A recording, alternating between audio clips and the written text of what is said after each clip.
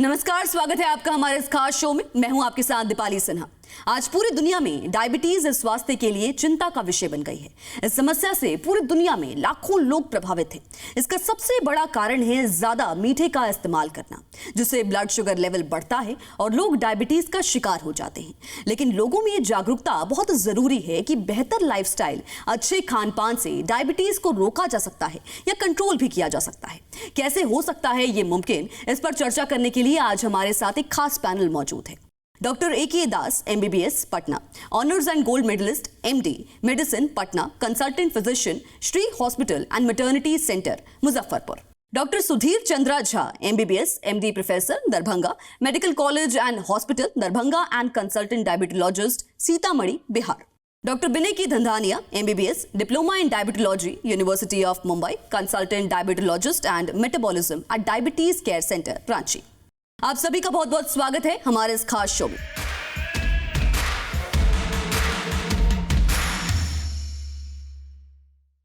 Doctor A K. दास, मैं आपसे जानना चाहूंगी, रोजाना के खाने में शुगर के कौन से सोर्सेज हैं जिनके बारे में लोगों का जानना बेहद जरूरी है? धन्यवाद। आज आपने बहुत बढ़िया सवाल किया है कि हमारे भोजन में शुगर के कौन-कौन से अवयव हैं जो हम रोज खाते हैं। तो साधारण ज्ञान से हमें ये पता है कि हमारा भोजन जो है वो कार्बोहाइड्रेट, प्रोटीन और फैट में डिवाइडेड होता है और हम शुगर कार्बोहाइड्रेट के टर्म्स में ही काउंट करते हैं कि जो हमारे कार्बोहाइड्रेट्स हैं वो शुगर में कार्बोहाइड्रेट्स कितने हैं जो बाद में मेटाबॉलिज्म से शुगर में कन्वर्ट होते हैं। तो मुख्यतः हमारे यहाँ कार्बोहाइड्रेट जो है वो राइस यानी कि चावल, रोटी यानी कि व्हीट और उनसे बनता है।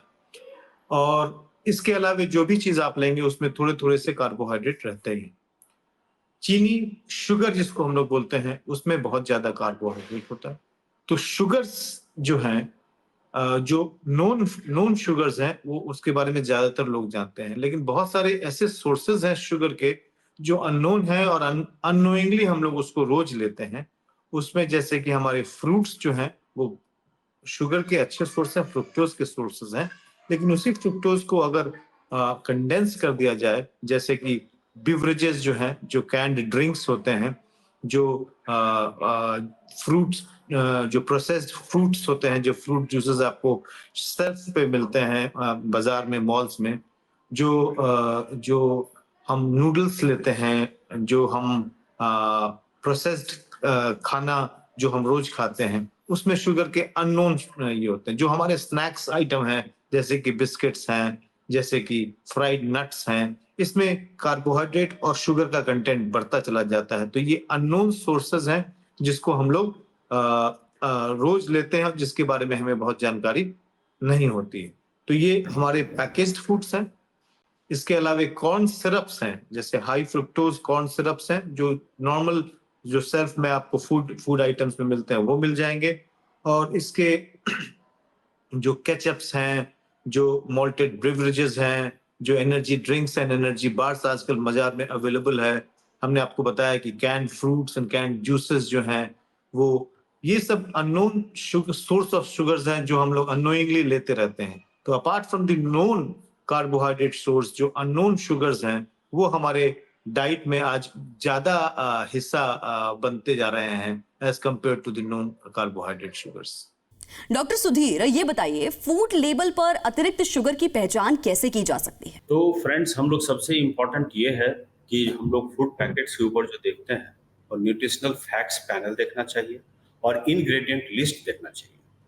न्यूट्रिशनल फैक्ट पैनल में कई बार टोटल नंबर ऑफ ग्राम्स और परसेंटेज ऑफ शुगर लिखा हुआ रहता है, और अगर एडेड शुगर के पहले में इंक्लूडेड वर्ड है तो इसका मतलब total sugar includes the added sugars. दूसरा है कि इंग्रेडिएंट लिस्ट देखना भी बहुत महत्वपूर्ण है, क्योंकि ये छुपे हुए शुगर हैं जो हमारे ब्लड शुगर को प्रभावित कर सकते हैं। जैसे कि सिरप है, different types of syrup, particularly corn syrup और राइस सिरप, जिस वर्ड्स में अंत में OSE लगा हो, जैसे कि फ्रक्टोज, सुक्रोज, माल्टोज, डेक्सट्रोज, तो समझना चाहिए कि इसमें ये हिडन शुगर है। दूसरे तरह के मिल सकते हैं, जैसे मोलासेस हैं, केन शुगर हैं, कॉर्न स्वीटनर है, शुगर है, ये सब यदि लिखे हुए हैं, हनी है, तो ये सब हम लोग को ध्यान में रखना चाहिए। और बहुत सारे भोज्य पदार्थ जो बाजार में मिलते हैं, different types of candies, chocolates and all, fruit drinks, salad dressings, तो योगर्ट हुआ, ब्रेड, मिष्टी दोई, ये सब में भी प्रेजेंट रहते हैं। सॉस है डिफरेंट टाइप्स के। डॉक्टर विनय, मैं आपसे जानना चाहूंगी, शुगरी स्नैक्स और बेवरेजेस के हेल्दी ऑल्टरनेटिव्स क्या हो सकते हैं? ये बहुत ही इम्पोर्टेंट सवाल है और बहुत बार मरीज ये परेशान हो जाए कि डॉक्टर साहब आपने सब कुछ खाने को मना कर दिया, आप खाएं क्या और पिए क्या, हमारा जिंदगी में कैसे आगे जिंदगी चलने वाला है। तो इसके लिए हमारे क्लिनिक्स में मैं यूजुअली 3-4 चीज़ों का बहुत महत्वपूर्ण तरीके से उन पे एम्फसाइज करता हूँ। पहला है, हमारे राज्य में झारखंड है चाहे बिहार में, सत्तू का बहुत प्रचलन है। तो सत्तू घोल के पिएं, इसमें बिल्कुल भी शुगर नहीं होता है, उसमें थोड़ा प्रोटीन का मात्रा ही ज़्यादा होता है। ये एक बहुत ही स्वास्थ्य लाभदायक है और एक बहुत ही अच्छा ऑल्टरनेटिव है। तो मैं सभी पेशेंट्स को या उनके अटेंडेंट को भी बोलता हूँ कि सत्तू का सेवन करें और बेवरेजेस से बचें। दूसरा है मट्ठा बोलते हैं, चाहे बटर मिल्क बोलते हैं, चाहे छाछ बोलते हैं, ये भी एक बहुत अच्छा बेवरेज का ऑल्टरनेटिव है जिसको हम लोग बहुत आसानी से यूज कर सकते हैं और डेली दिनचर्या में इसको इंक्लूड किया जा सकता है। तीसरा जो हम लोग जानते हैं, कच्चे आम का पन्ना भी बनता है, आम के सीजन में बहुत कॉमन है हमारे देश में, और कच्चे आम का पन्ना भी एक बहुत अच्छा बेवरेज है के ऑल्टरनेटिव्स हैं और बहुत हेल्दी है, इसमें शुगर का मात्रा भी नहीं होता है। फिर हमारे यहाँ कोकोनट वाटर, डाब का पानी का भी बहुत प्रचलन है। डाब के पानी में भी शक्कर नहीं होता है, बनस्पत वो कच्चा होना चाहिए, मतलब उसमें नारियल ना हो तो अच्छा है। नारियल वाले में थोड़ा ये देखा गया है कि ऑयल का मात्रा उस डाब के पानी में होता है जो कि आपके कोलेस्ट्रॉल को बढ़ा सकता है। तो अगर कच्चा डाब का पानी मिलता है तो वो भी बहुत लाभदायक है। जहाँ तक स्नैक्स का बात है, स्नैक्स भी हमारे यहाँ बहुत कॉमनली स्नैकिंग होता है। तो हम लोग स्नैक्स में अपने पेशेंट्स को समझाते हैं कि आप पनीर का सेवन करें, पनीर का कुछ प्रिपरेशन बना लें जो वेजिटेरियंस हैं, और अगर नॉन वेजिटेरियंस हैं तो उनको हम लोग ये भी बोलते हैं कुछ एग का प्रिपरेशन बना लें। तीसरा, हमारे यहाँ मखाना बहुत मिलता है, डॉक्टर साहब दरभंगा से हैं, वो जानेंगे, दरभंगा और मोतिहारी वहाँ पे मखाना का बहुत प्रचलन है और पूरे देश में वहाँ से एक्सपोर्ट भी होता है। Makhana is also a very good snack जो बीच में लिया जा सकता है। साथ में कुछ अच्छे फ्रूट्स ले सकते हैं जो कि स्वास्थ्य के लिए लाभदायक है स्नैक्स की जगह पे, वो भी स्वास्थ्य को बहुत लाभदायक होते हैं। फ्रूट्स जैसे कि अभी सेब का सीजन है, संतरे का सीजन है, पपाया हमारे यहाँ बहुत अच्छा मिलता है, पाइनएप्पल है, ये सब एक लिमिटेड मात्रा में यूज किया जा सकता है। ऐसा नहीं कि एक प्लेटर में सारे फ्रूट्स एक साथ खाएं, बट उसमें से 1 या 2 फल दिन भर में सेवन किया जा सकता है। तो ये बहुत अच्छे सब्स्टिट्यूट्स हैं और बहुत स्वास्थ्य के लिए लाभदायक भी हैं और बहुत प्रचलन भी है हमारे राज्य में, इसको डेली दिनचर्या में इस्तेमाल किया जा सकता है। डॉक्टर ए के दास, ये बताइए, शुगर का इस्तेमाल कम करने से क्या डायबिटीज को रोकने में मदद मिलती है? राइट। शुगर का इस्तेमाल, अगर एक नॉन डायबिटिक पेशेंट हो तो वो अपने जो शुगर हैं वो अपने बॉडी के मेटाबॉलिज्म से उसको कंट्रोल में रखते हैं। लेकिन अगर आप ज्यादा शुगर लेंगे, जो एक बहुत अच्छा रिच सोर्स है कैलोरी का, अगर आप अपने कैलोरी बर्नआउट से ज्यादा कैलोरी इनटेक अगर आप लेंगे, अगर आपने शुगर ज्यादा लिया है और नॉन डायबिटिक भी हैं, तो वो आपके बॉडी में जाकर जमा हो जाता है और वो जमा होते होते वो आपके वेट गेन को पैदा करता है। अब आप मोटापा की ओर अग्रसर होते हैं और जैसे जैसे आप मोटापा की ओर अग्रसर होते हैं, आपके बॉडी में जो इंसुलिन है उसको ज्यादा काम, आपके पैनक्रियास को ज्यादा इंसुलिन रिलीज करना पड़ता है उस शुगर को नॉर्मल लेवल में रखने के लिए। और ऐसा करने से आप एक ऐसी स्थिति में जाते हैं जिसको इंसुलिन रेसिस्टेंट स्टेट बोलते हैं। इंसुलिन रेसिस्टेंस में आप चले जाते हैं, यानी कि इंसुलिन निकल भी रहा है परंतु वो काम नहीं कर रहा है क्योंकि आपके एडिपोज टिश्यू में, आपके मसल में, आपके लिवर में ग्लूकोज जो है ज्यादा जमा हो गया है। तो इस कारण से आप एक इंसुलिन रेसिस्टेंस स्टेट में चले जाते हैं। तो हाई कार्बोहाइड्रेट इंटेक जो है आपको इंसुलिन रेसिस्टेंस पैदा करेगा। इसलिए अगर आप शुगर कम लेते हैं, अगर आप अपने डाइट में यूं ही शुगर कम करके रखते हैं, तो आप अपने मेटाबॉलिज्म को चेक में रखते हैं, आप इंसुलिन रेसिस्टेंस को प्रिवेंट करते हैं, आप अपने कम अमाउंट ऑफ इंसुलिन से ही अपने शुगर लेवल को कम कर लेते हैं। ये उन लोगों के लिए है जो नॉन डायबिटिक है, जिनको शुगर की बीमारी नहीं है। लेकिन जिनको शुगर की बीमारी है उनमें शुगर तो एक अपराध जैसा है। अगर आप जितना शुगर लेंगे, आपकी बॉडी के अंदर इंसुलिन या तो काम कर नहीं रहा होता है या कम निकल रहा होता है। तो इंसुलिन ऐसे ही कम है या बेकार इंसुलिन है, तो जिसके कारण आपका शुगर लेवल जो है बहुत तेजी से बढ़ेगा। जितना आप कार्बोहाइड्रेट या जितना शुगर आप बढ़ाएँगे, उतना ही शुगर लेवल आपका ब्लड में बढ़ेगा, और जितना शुगर लेवल आपके ब्लड में बढ़ेगा, उतने ही कॉम्प्लिकेशंस आपके सामने में कुछ समय में आने वाले हैं। आपके आपके हार्ट की प्रॉब्लम्स हो सकती है, आपकी किडनी की प्रॉब्लम्स हो सकती है, आपकी आँखों की रोशनी में दिक्कत आ सकती है, आपकी नसों में कमजोरी हो सकती है, आपको स्किन में प्रॉब्लम हो सकता है, आपके बोन में प्रॉब्लम हो सकता है, आपके हर अवयव, शरीर के हर अवयव में, शरीर के हर अंग में प्रॉब्लम हो सकता है। इसलिए शुगर के इंटेक को हमेशा कंट्रोल करके रखना चाहिए। Doctor Sudhir, blood sugar levels को मैनेज करने के लिए फिजिकल एक्टिविटी कितनी जरूरी है? एक्सरसाइज का सबसे बड़ा महत्व है कि ये बहुत बड़ा इंसुलिन सेंसिटाइजर है, जिससे कि मसल्स के भीतर में शुगर चला जाता है। और ये जान के आप लोगों को बहुत सुखद आश्चर्य होगा कि एक्सरसाइज का जो ये महत्व है शुगर के ऊपर और इंसुलिन सेंसिटिविटी के ऊपर, ग्लूकोज चला जाता है सेल के भीतर में बिना इंसुलिन के मदद के। दूसरा है कि वेट कंट्रोल में एक्सरसाइज का बहुत ही ज्यादा महत्व है, और वेट अगर कंट्रोल कर लिए तो न सिर्फ डायबिटीज, हार्ट डिजीज और डिफरेंट डिजीज कम होते हैं, अदर नॉन कम्युनिकेबल डिजीज के भी कम होने की संभावना बहुत बढ़ जाती है। इसीलिए एक्सरसाइज बहुत महत्वपूर्ण है कि सप्ताह में कम से कम 150 minute moderate intensity aerobic exercise होना चाहिए। मॉडरेट इंटेंसिटी का जो एक्सरसाइज होना चाहिए, and it should be distributed over at least 5 days a week.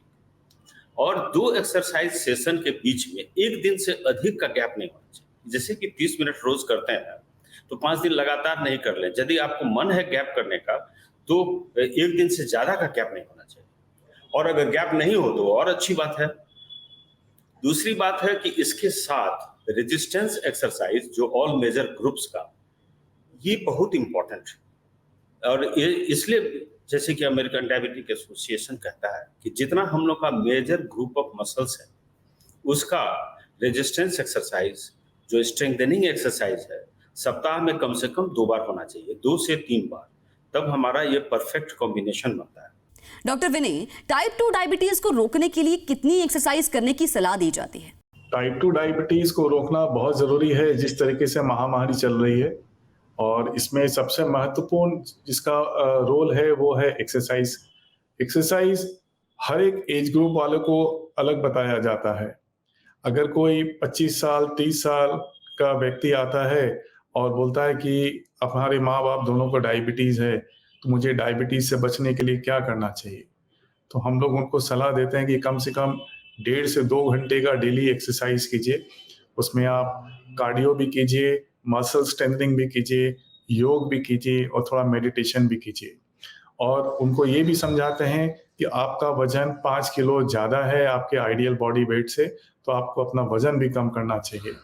और ये कम से कम 5 से 6 दिन डिसिप्लिन एक्सरसाइज करने से, स्ट्रक्चर्ड एक्सरसाइज करने से और किसी ट्रेनर के मदद के साथ करने से ही इसका बहुत बेनिफिट मिलता है। अगर किसी पेशेंट को हार्ट की शिकायत है, किडनी की शिकायत है, तो उनको हम लोग योग और मेडिटेशन पे ज़्यादा स्ट्रेस करते हैं, जहाँ पे बहुत कार्डियो कॉन्ट्राइंडिकेटेड होता है। तो इस तरीके से एक्सरसाइज हर एक व्यक्ति के लिए अलग बताया जाता है।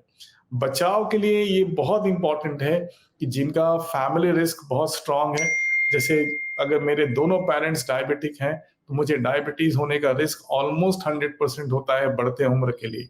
तो अगर मैं शुरू से ही रेगुलर एक्सरसाइज करूं और आउटडोर गेम्स में ध्यान दूं, तो मेरा डायबिटीज से बचने का चांस करीब करीब 60 से 65% होता है। और अगर होने का भी चांस होता है तो मैं 15-20 साल उसको डिले कर सकता हूँ। जो डायबिटीज मुझे 30-35 में होने वाला था, अगर मैं उसको 60-65 तक डिले कर सकता हूँ, तो ये भी एक बहुत बड़ा एडवांटेज होता है। तो exercise has got a very important role, but जैसा मैंने कहा, स्ट्रक्चर्ड और डिसिप्लिन एक्सरसाइज करना बहुत इंपॉर्टेंट है डायबिटीज से बचने के लिए। और हर एक एज ग्रुप के लिए आपको एक अलग प्लान उनके हिसाब से डिसाइड करना चाहिए, उनकी कैपेसिटी के हिसाब से। यही एक्सरसाइज का बहुत महत्व है। डॉक्टर रेकी, डाइट और एक्सरसाइज के कॉम्बिनेशन से कैसे डायबिटीज और हेल्थ इंप्रूव की जा सकती है? डाइट और एक्सरसाइज एक ऐसा कॉम्बिनेशन है जो आपके शुगर और शुगर रिलेटेड कॉम्प्लिकेशंस को हर तरह से कम कर सकता है। ये एक ऐसा रेसिपी है जो हर व्यक्ति को, जो डायबिटिक हो या नॉन डायबिटिक हो, उस रेसिपी का जरूर इस्तेमाल करना चाहिए। क्या दोनों को कॉम्बिनेशन करने से हमें फायदा होगा? बिल्कुल ही फायदा होगा। इस तरह से फायदा होगा कि जितना आप एक्सरसाइज करेंगे, आप उतना फिट रहेंगे, आपका हार्ट उतना फिट रहेगा, हेल्दी रहेगा, आपका इंसुलिन उतना एक्टिव होगा। और अगर आपने कार्बोहाइड्रेट इंटेक कम कर लिया, यानी कि आपने अपने डाइट को कंट्रोल कर लिया और उसके ऊपर आपने एक्सरसाइज भी कर लिया, जैसा कि डॉक्टर सुधीर चंद्र झा ने आपको रिकमेंड किया है, अगर आपने एक्सरसाइज भी कर लिया तो आपका ग्लूकोज लेवल जो है वो हमेशा चेक में रहेगा, कंट्रोल में रहेगा। आपके शुगर लेवल्स जो है हमेशा कंट्रोल रहेंगे, तो आपको कॉम्प्लिकेशंस कम होंगे। आपका इंसुलिन जो है वो सुपर एक्टिव होगा और कम ही अमाउंट ऑफ इंसुलिन आपके मसल में ग्लूकोज को अंदर जाने देगा और वो मसल जो है एक्सरसाइज से शुगर को तुरंत कंज्यूम कर लेगा। अगर आप डाइट और एक्सरसाइज दोनों का कॉम्बिनेशन करते हैं तो आप ध्यान रखें कि आपका शुगर लेवल जो है कभी लेवल से नीचे ना हो जाए। जब भी आप मॉर्निंग वॉक के लिए जाते हैं, इवनिंग वॉक के लिए जाते हैं, तो आप अपना प्ले कार्ड रखें, अपना आइडेंटिटी कार्ड रखें साथ में, और जाने से पहले एक हल्का स्नैक्स ले लें ताकि आपका शुगर लेवल कम ना हो। और अगर आप exercise, deep exercise, heavy exercise करते हैं, जैसे कि जिम में जाते हैं, तो हर 30 मिनट्स के बाद आपको एक ब्रेक लेना चाहिए, एक थोड़ा सा ड्रिंक या एक छोटा स्नैक लेना चाहिए ताकि शुगर लेवल्स घटे नहीं। डॉक्टर सुधीर, मैं आपसे जानना चाहूंगी, ऐसे कौन से आसान लाइफस्टाइल चेंजेस हैं जो शुगर की कंजम्पशन को कम करते हैं और एक्टिव रहने में मदद करते हैं? लाइफस्टाइल चेंज के सिंपल चेंज से कैसे एक खतरनाक बीमारी से हम लोग बच सकते हैं, और अगर वो बीमारी हो गई है तो उसके कॉम्प्लिकेशंस को डिले कर सकते हैं। कम खाइए, उचित खाइए। आपका जो प्लेट हो, खाने का प्लेट हो, उसमें आधा रहना चाहिए हरी सब्जी, फल, सलाद, जिसमें फाइबर प्रचुर हो। दूसरी बात है कि कम मीठे फल को भी हम लोग इस 50% ऑफ प्लेट में रख सकते हैं। 1/4 प्लेट में हम लोग अनाज को रखें। अनाज में रिफाइंड अनाज को अवॉइड करना है।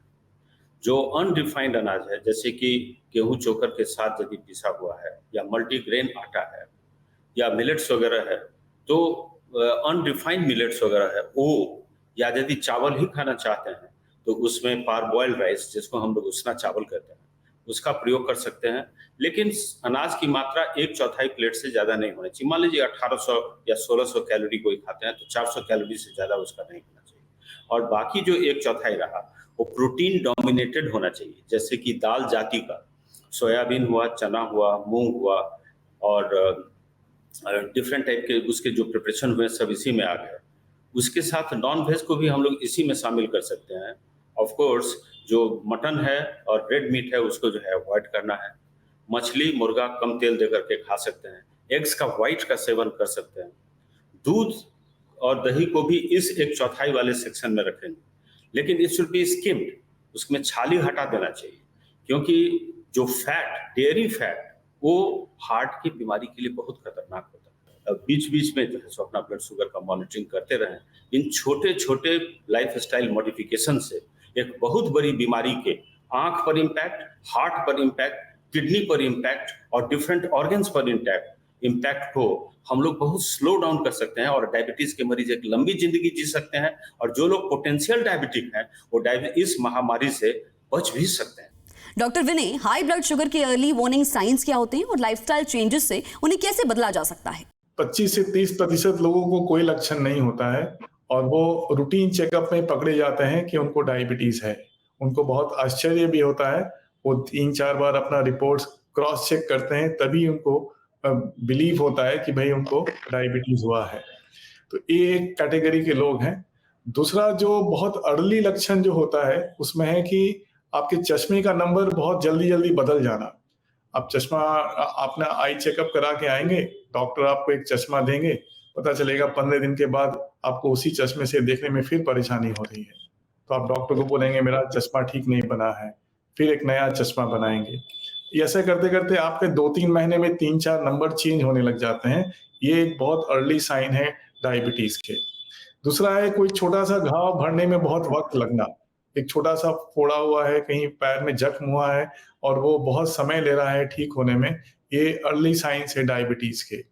और जो बाकी जो साइंस है कि मुंह सूखना और बहुत अत्यधिक पानी पीना, प्यास बुझने में बहुत परेशानी होना, और आपका अच्छा खाना भी खा रहे हैं उसके बाद भी आपका वजन कम होते जा रहा है, आपका भूख बढ़ जाता है, खाना आप ज्यादा खा रहे हैं उसके बाद भी आपका वजन कम होना, ये सब डायबिटीज के लक्षण हैं।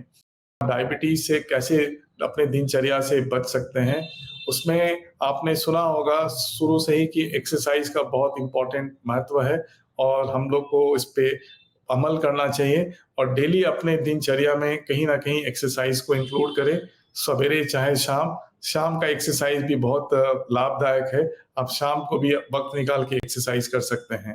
तो ये कुछ मुख्य बातें हैं आपको ध्यान रखना चाहिए जिससे आप डायबिटीज से बच सकते हैं। बहुत बहुत धन्यवाद आप सभी डॉक्टर्स का जिन्होंने डायबिटीज से लड़ने के लिए कई अहम जानकारियां हमारे सभी दर्शकों को दी। डायबिटीज काफी गंभीर समस्या है, लेकिन इससे लड़ने में मदद मिल सकती है सही लाइफस्टाइल, अच्छे खान पान से। फिलहाल इस शो में इतना ही, धन्यवाद।